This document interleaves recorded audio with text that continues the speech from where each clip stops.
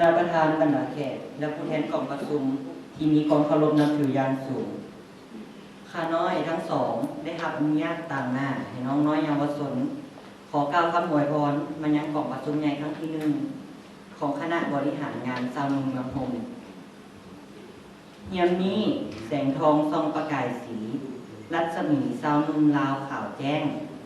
ซัดขนาดน้ำให้ชาวนุ่มเฮามีเกียรติศักดิ์ศรีจงเป็นดังนกอินทรีบ่หวั่นไหวต่อพายุลมแดง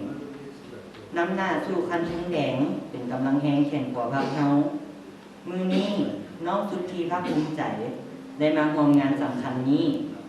กองประชุมใหญ่ครั้งที่หนึ่งคณะสาวหนุ่มเมืองโฮมซาลือดังก้องได้หมุนเวียนมาอีกรอบครบสมัยในวาระหนึ่งพร้อมผลงานอีกอ้างเสนอขึ้นกองประชุมใหญ่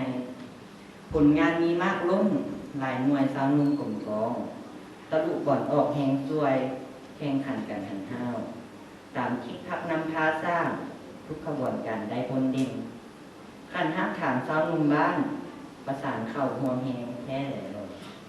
ส่วนพวกน้องหลานเองเยาวชนสาวลาวสาวหนุ่มอนาคตยิ่งยาวไกลจะเป็นเด็กสามดีซีฮู้เป็นผู้สืบทอดมูลเสื้อภารกิจหักซาต่อไป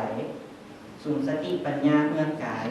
ปฏิบัติสีลูกได้ทะลุผลแท้นะย้อนมีพักนำพาสร้างผลงานอัปเดตประจำตามีพักเยียงทางเดินให้ทุกเรียกงานจึงจะเดินก้าวสาวหนุ่มเยาวชนลาวพร้อมทะลุบ่อนหับไส้ซาด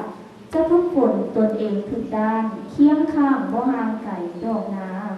ทุกเรียกงานพักมอบให้พวกหลานน้อยช่วยเป็นแรงใจทุกคุณงามความดีไว้พวกหลานสิเฮียนฮู้ชื่อเอาบ่ไปหาเที่ยวลิมแนวบ่ดีอัดประโยชน์ตันบ่สั่งโทษให้พ่อแม่เอาอาขออาสาตั้งใจเฮียนฮู้อายเฮ้ยแสนภูมิใจในเกียรติทราบมอบให้สาวหนุ่มเยาวชน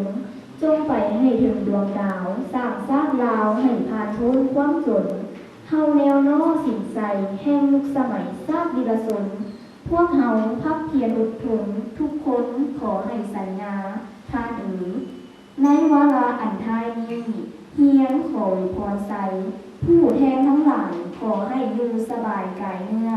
มีเหือแห้งแข็งกล้าภาละนามัยใส่สีมีความสุขอย่างราบรื่นสมเดชปรารถนานั่นพรขอไว้พรเดบันทายท่านประธานพร้อมด้วยคณะขอจงสุขสำราญใจโรคภัยอย่าเข้าใกล้จงเป็นแวงใส่แก้วได้นำพาคนรุ่นหนึ่งซุ้มเหือแห้งสวยสร้างเมืองบ้านให้เจริญก้าวพึ่งเมืองแท้แล้วเพื่อภารกิจของชาติเยาวชนเขียวขอขอบใจ